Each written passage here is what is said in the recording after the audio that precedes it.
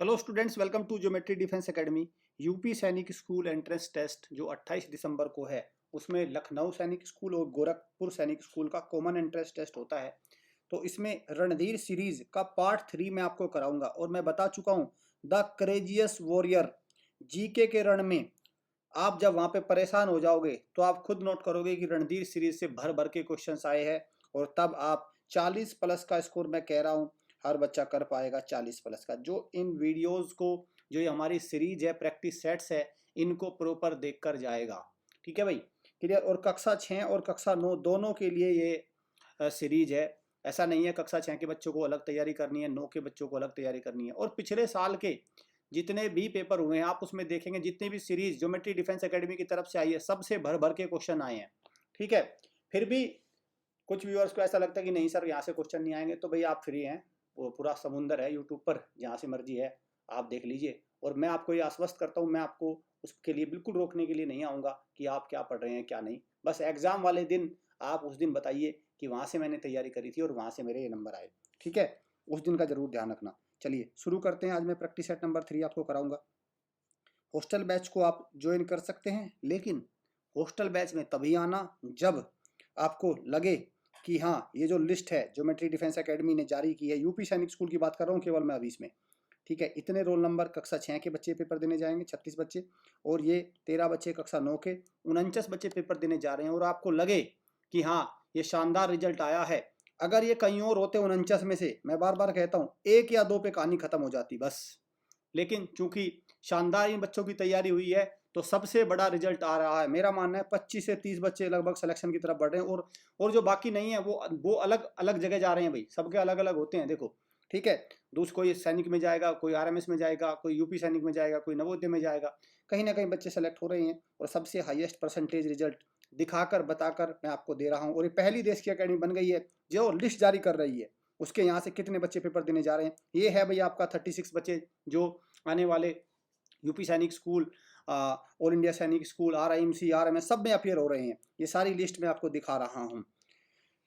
सबसे पहले मैं करेक्शन करा दूं, जो प्रैक्टिस सेट 2 मैंने कराया था रणधीर सीरीज का, उसमें 2 चीजें मैंने खासकर विशेष गलती कर दी थी, उनको मैं ठीक कराता हूँ। सबसे पहले मैंने बताया था current chief justice of India, Sanjeev Khanna वहां पे बता देता नहीं, लेकिन करंट चीफ जस्टिस जो जो आपका सुप्रीम कोर्ट है, उसके चीफ जज कौन है अभी आपका, कौन है भाई मुख्य न्यायाधीश? ये है आपका सूर्यकांत, जस्टिस सूर्यकांत। ठीक है भाई, चीफ जस्टिस सूर्यकांत है भाई। संजीव खन्ना बता दिया था क्योंकि नाम दोनों एक से ही आते हैं, लेकिन सूर्यकांत है। ठीक है, चीफ जस्टिस सूर्यकांत, ध्यान रखना, क्योंकि बी आर गवई ने रिटायरमेंट ले लिया था। बी आर गवई के बाद ये बने हैं 53वें चीफ जस्टिस बने थे। ठीक है, 53rd चीफ जस्टिस बने थे जस्टिस सूर्यकांत।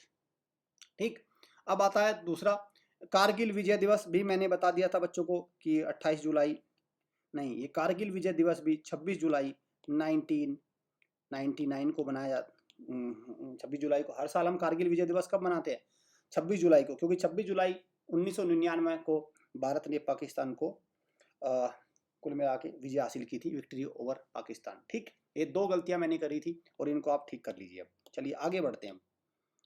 आज का क्वेश्चन नंबर 1 आपके सामने है, when is United nation day observe? United nation day कब मनाते हैं? तो यूनाइटेड नेशन डे मनाते हैं हम साल 24 अक्टूबर को। तो option A is the right answer. और साथ में मैं बता दूं आपको, 24 अक्टूबर 1945 को यूनाइटेड नेशन की स्थापना हुई थी। यूएन की स्थापना कब हुई थी?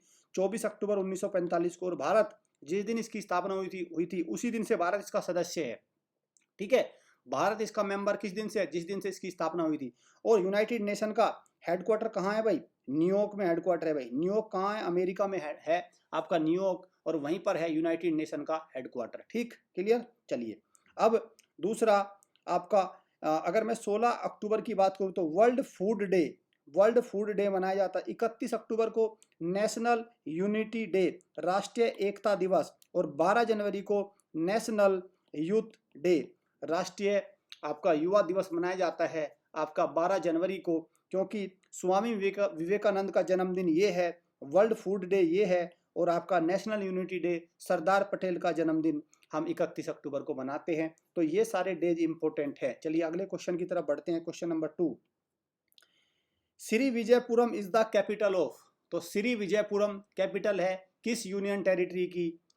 तो भाई देखिए श्रीविजयपुरम है अंडमान एंड निकोबार की कैपिटल। देखिए अंडमान एंड निकोबार की कैपिटल है पोर्ट ब्लेयर, ठीक है भाई, पोर्ट ब्लेयर। और पोर्ट ब्लेयर का नया नाम हो गया श्रीविजयपुरम, तो इसको याद रख लेना भाई। और पांडुचेरी की तो पांडुचेरी है, दादरा नगर हवेली दमन एंड दीप की आपका दमन है, और लक्षद्वीप की कावारती कैपिटल है, कावारती, ठीक है।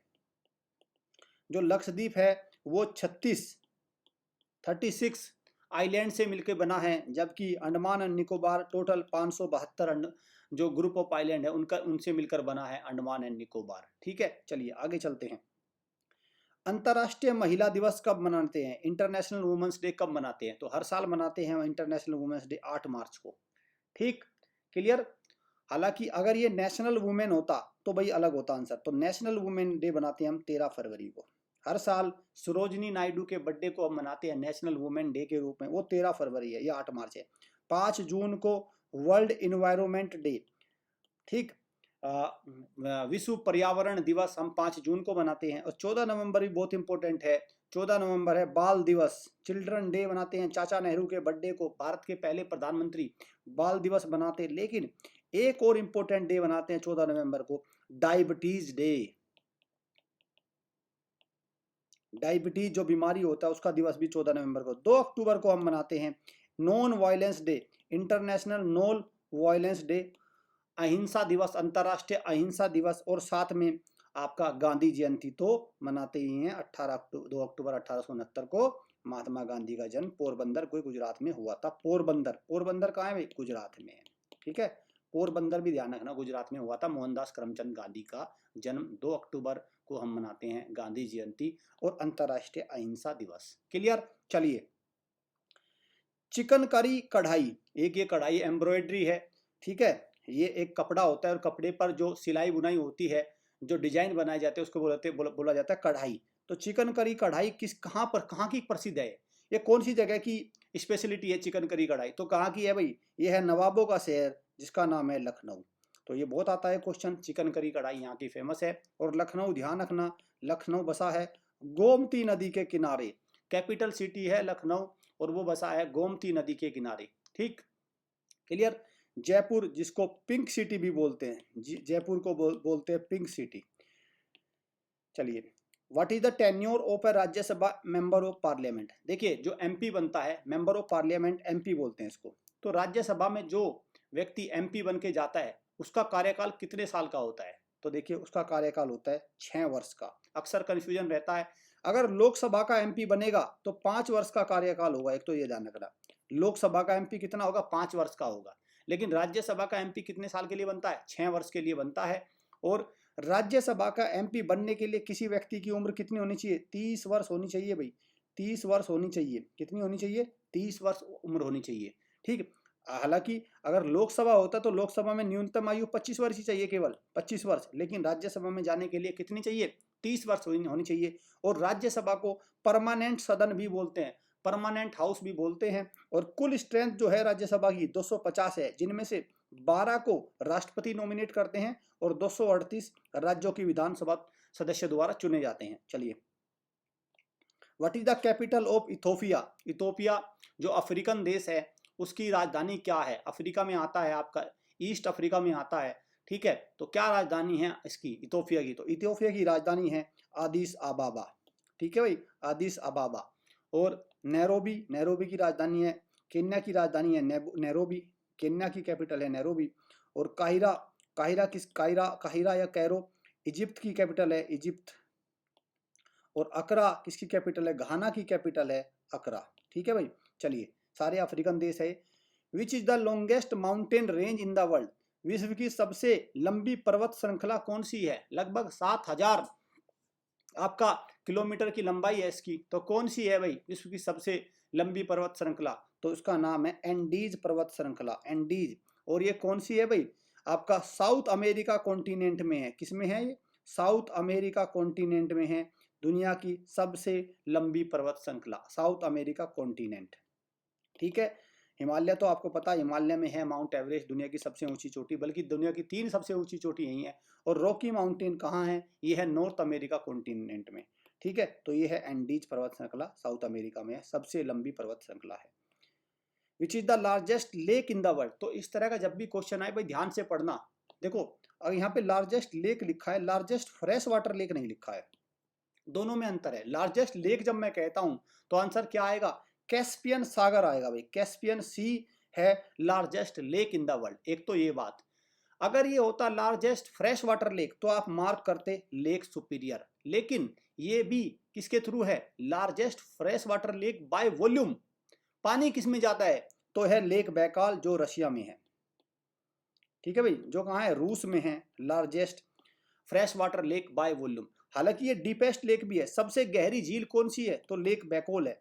लेक विक्टोरिया तो सुंदर झील है, इसका बाकी कोई नहीं है, ये अफ्रीका में है। सुंदर झील सबसे मतलब एक टूरिस्ट का अट्रैक्शन पॉइंट है। लेकिन लेक सुपीरियर, देखो अगर सरफेस एरिया की बात करें तो लार्जेस्ट फ्रेश वाटर लेक कौन सी है, lake superior. Overall largest lake कौन सी है, कैस्पियन सी। डीपेस्ट लेक और पानी सबसे ज्यादा किस में है, लेक बैकोल। ये आपको पॉइंट याद रखने हैं। तो इस क्वेश्चन का आंसर क्या होगा, कैस्पियन सी।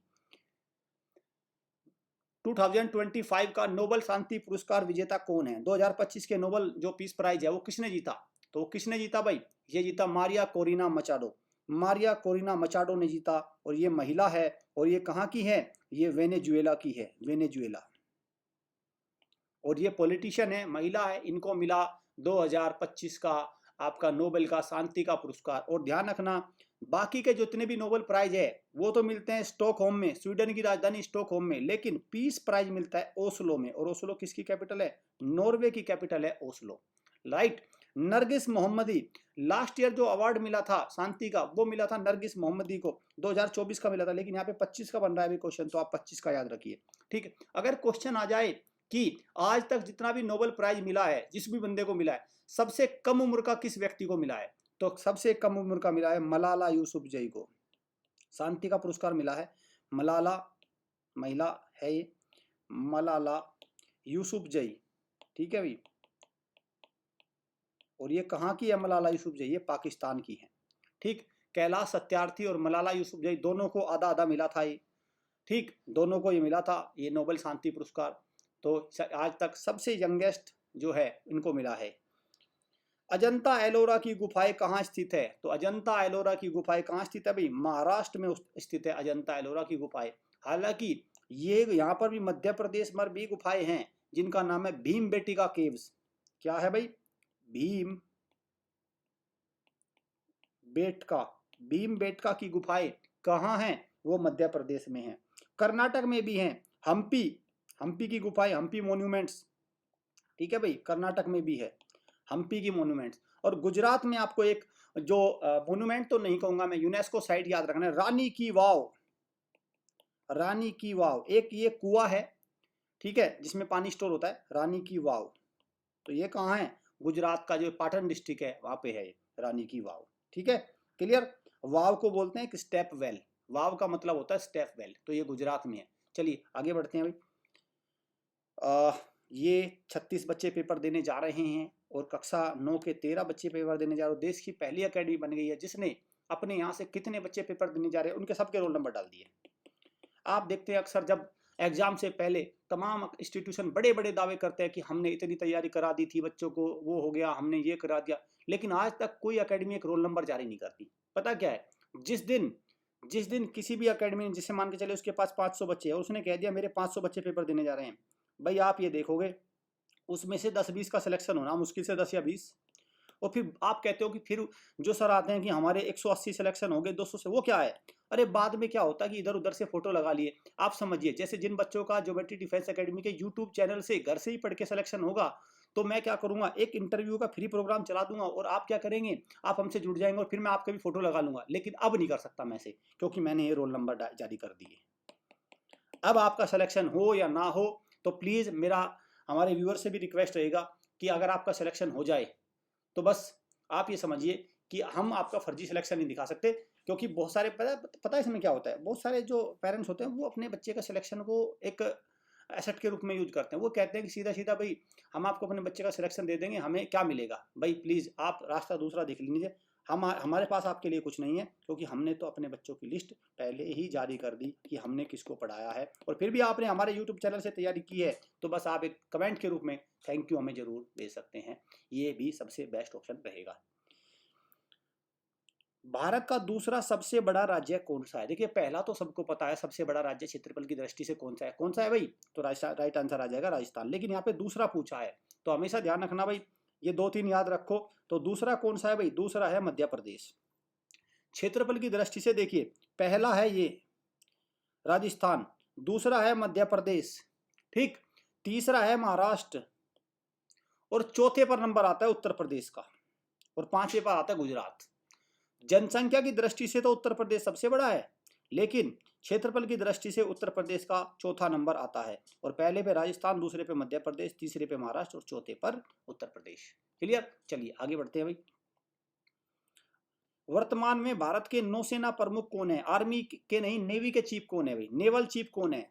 एडमिरल कौन है अभी? एडमिरल शब्द होता है नेवी के लिए, क्या होता है? एडमिरल शब्द होता है भाई, ठीक। तो कौन है अभी? तो अभी एडमिरल है, ये रहे दिनेश कुमार, एडमिरल दिनेश कुमार त्रिपाठी, ठीक। नेवल चीफ है अभी दिनेश कुमार त्रिपाठी। और मैं साफ साफ बता रहा हूं आपको, general Upendra Dwivedi, good good के नाम से याद कर लो, जनरल उपेंद्र द्विवेदी, ये है हमारी आर्मी के चीफ। अमरप्रीत सिंह, ये है हमारे एयरफोर्स के चीफ। और डी के टी, ये है हमारे नेवी के चीफ अभी एट प्रेजेंट, तीनों के नाम याद रखना है। और जनरल अनिल चौहान, GAC, ये है हमारे CDS यानी चीफ ऑफ डिफेंस स्टाफ, ठीक। मैं बार बार बताता आया हूं भाई, नेवी डे हम मनाते हैं 4 दिसंबर को। और पता है बच्चों, आपको पता है 4 दिसंबर को नेवी डे क्यों मनाते हैं? देखिए 4 दिसंबर को इंडियन नेवी ने चलाया था ऑपरेशन ट्राइडेंट। क्या चलाया था? Operation Trident. अब ट्राइडेंट क्या था?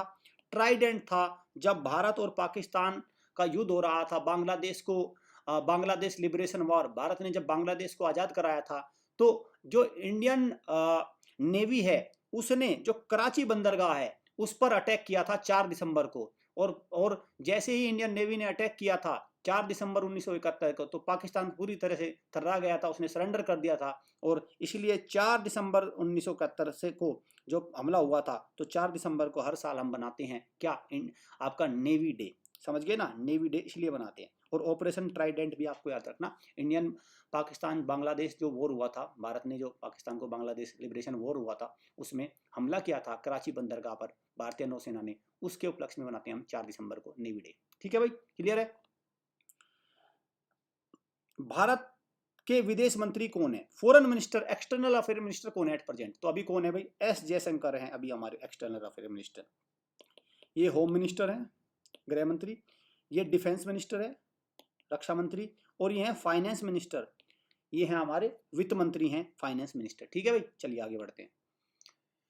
वैन इज विजय दिवस ऑब्जर्व? इस क्वेश्चन को ध्यान से मार्क करना। विजय दिवस कब मनाया जाता है? देखो एक होता है कारगिल विजय दिवस, एक है विजय दिवस। तो विजय दिवस जब भी पहुंचा जाए तो 16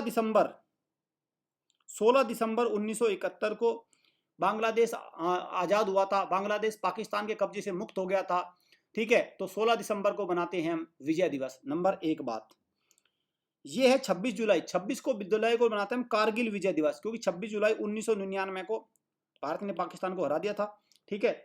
तो ये बनाते हैं आपका 26 जुलाई 1999 को कारगिल विजय दिवस, ठीक। 10 दिसंबर को क्या मनाते हैं?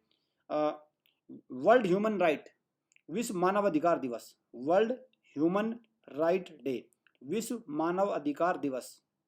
और 4 दिसंबर को तो बता ही चुका हूं मैं, Indian navy day, Indian naval day. ठीक है भाई, क्लियर? चलिए, which is the highest battle field in the world? विश्व का सबसे ऊंचा युद्ध क्षेत्र कौन सा है? तो हाईएस्ट बैटल फील्ड कौन सा है भाई? सियाचिन ग्लेशियर है हाईएस्ट बैटल फील्ड। और ध्यान रखना, सियाचिन जो है, सियाचिन में कुछ हिस्सा अक्साई चीन का है आगे जाकर, वो चाइना के कब्जे में है अक्साई चीन, लेकिन सियाचिन पर कौन किसका है भाई? सियाचिन भारत के उसमें है, कंट्रोल में। और समझिए बात को, ये जो सियाचिन है ये किसका हिस्सा है? कौन सी माउंटेन रेंज का हिस्सा? ये याद रखना भी इंपॉर्टेंट है, काराकोरम माउंटेन रेंज, काराकोरम पर्वत श्रृंखला, माउंटेन रेंज। क्लियर है? ये तो एक याद रखना, सियाचिन ग्लेशियर। और ये दुनिया का हाईएस्ट बैटल फील्ड है, युद्ध क्षेत्र है। एक बात ये। दूसरा समझिए बात को, एक है ऑपरेशन मेघदूत, बहुत इंपॉर्टेंट बात बता रहा हूं भाई, मेघदूत। ऑपरेशन मेघदूत क्या है? ठीक है, ऑपरेशन मेघदूत जो इंडियन आर्मी है उसने 13 अप्रैल 1984 को चलाया था। 13 अप्रैल 1984 को चलाया था और इसके थ्रू पाकिस्तान इस पर कब्जा करने की कोशिश कर रहा है, लेकिन इंडियन आर्मी ने इसको अपने कंट्रोल में ले लिया था ऑपरेशन मेघदूत के थ्रू। और पाकिस्तान के जो आर्मी थी उसको वहाँ से हटा दिया था, खदेड़ दिया था। और इसीलिए ऑपरेशन मेघदूत जरूरी है, क्योंकि भारत ने सियाचिन ग्लेशियर जो हाईएस्ट बैटलफील्ड है उसको उसके ऊपर कंट्रोल सिक्योर कर लिया था। क्लियर है भाई? तो मेघदूत ऑपरेशन आ जाता है कि मेघदूत ऑपरेशन किस लिए है, तो मेघदूत ऑपरेशन है सियाचिन ग्लेशियर को कंट्रोल करने के लिए। रोमियो एंड जूलियट जो नाटक है वो किसके द्वारा लिखा गया था? तो रोमियो और जूलियट लिखा गया था विलियम शेक्सपियर के द्वारा। Right answer is option number B. सबसे चमकीला ग्रह कौन सा है? सबसे चमकीला, देखिए गर्म ग्रह नहीं पूछ रहा हूं मैं, सबसे चमकीला कह रहा हूं। तो सबसे चमकीला है भाई वीनस। हालांकि अगर आता सबसे गर्म ग्रह कौन सा है, सबसे गर्म, तो सबसे गर्म भी कौन सा होता? वीनस ही होता। मंगल ग्रह को लाल ग्रह भी बोलते, लाल ग्रह। जुपिटर सबसे बड़ा ग्रह है, सबसे बड़ा। लेकिन क्या सबसे ज्यादा चंद्रमा जुपिटर पर है? नहीं, सबसे ज्यादा चंद्रमा है सैटर्न पर। तो सैटर्न वो ग्रह है जिसपे लार्जेस्ट आपका सैटेलाइट है, नेचुरल सैटेलाइट, वो बन गया आपका सैटर्न। क्लियर? और इसको मॉर्निंग एंड इवनिंग स्टार भी बोलते हैं। वीनस को मॉर्निंग एंड इवनिंग स्टार के नाम से जाना जाता है। चलिए, रिंग ऑफ फायर कहाँ स्थित है? तो रिंग ऑफ फायर एक ऐसा एरिया है जहाँ पे अर्थक्वेक्स आते हैं, वोल्केनोज आते हैं। ठीक है, वोल्केनो एक्टिविटी यहाँ पे बहुत होती है और ये एक महासागर के बीच का हिस्सा है। तो ये कहाँ है रिंग ऑफ फायर? तो ये रिंग ऑफ फायर है प्रशांत महासागर में, जो लार्जेस्ट ओशियन है और डीपेस्ट ओशियन भी है। सबसे गहरा और सबसे बड़ा महासागर कौन सा है? प्रशांत महासागर। विच सी हैज नो लैंड बाउंड्री। देखो जो सी होते हैं, समुद्र होते हैं, उनकी एक तट रेखा होती है, जैसे अरब सागर है। ठीक है, जो भी आप सी देखेंगे, व्हाइट सी है, ब्लैक सी है, जितने भी कैस्पियन सी, सबकी एक बाउंड्री होती है। लेकिन ऐसा कौन सा सागर है, सी है, जिसकी कोई बाउंड्री नहीं है, कोई लैंड बॉर्डर नहीं है? तो जिसका नाम है सरगसो सी। ठीक है भाई, ये है सरगसो सी और नॉर्थ अटलांटिक ओशियन में है। कहाँ पे है? North Atlantic ocean. ये आपका जो मैक्सिको की खाड़ी है ना, उत्तरी अमेरिका कॉन्टिनेंट के पास, वहां पे है नॉर्थ अटलांटिक ओशियन। ठीक में है ये आपका सरगसो सी। और कैस्पियन सी दुनिया की सबसे लंबी झील, सबसे बड़ी झील है। ठीक है भाई, कैस्पियन सी क्या है? ये दुनिया की largest lake in the world है। वो is known as iron man of India. लौह पुरुष के नाम से किसे जाना जाता है? तो लौह पुरुष के नाम से जाना जाता है आपका सरदार वल्लभ भाई पटेल को। सरदार पटेल को जानते हैं हम लौह पुरुष के नाम से, क्योंकि 31 अक्टूबर को मनाते हैं हम national unity day.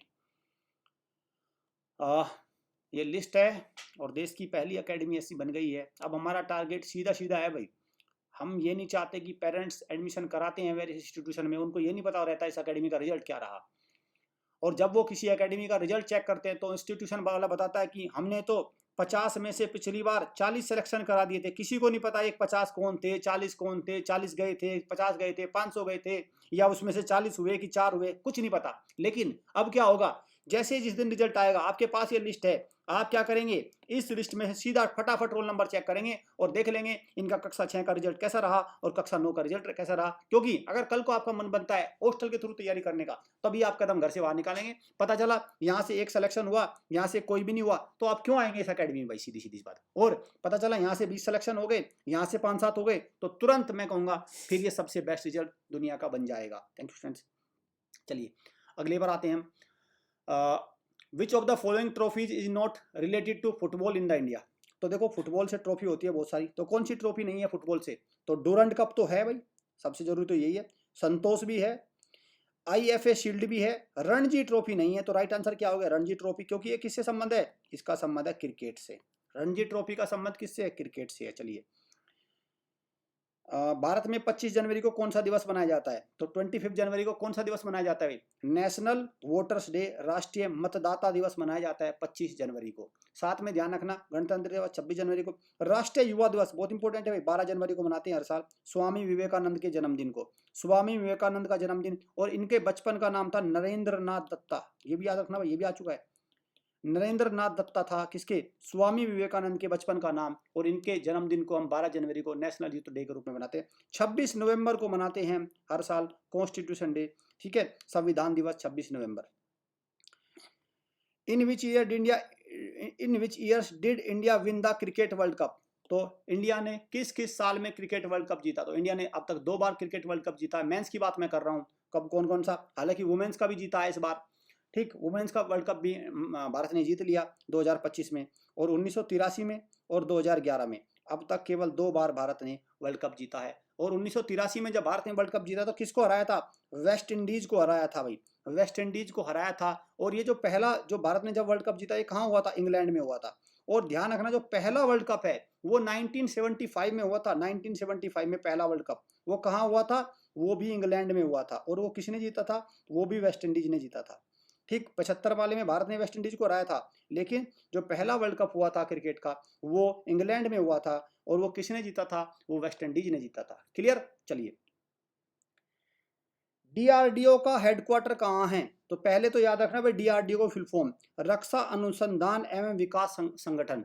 Defence, D का मतलब डिफेंस, आर का मतलब रिसर्च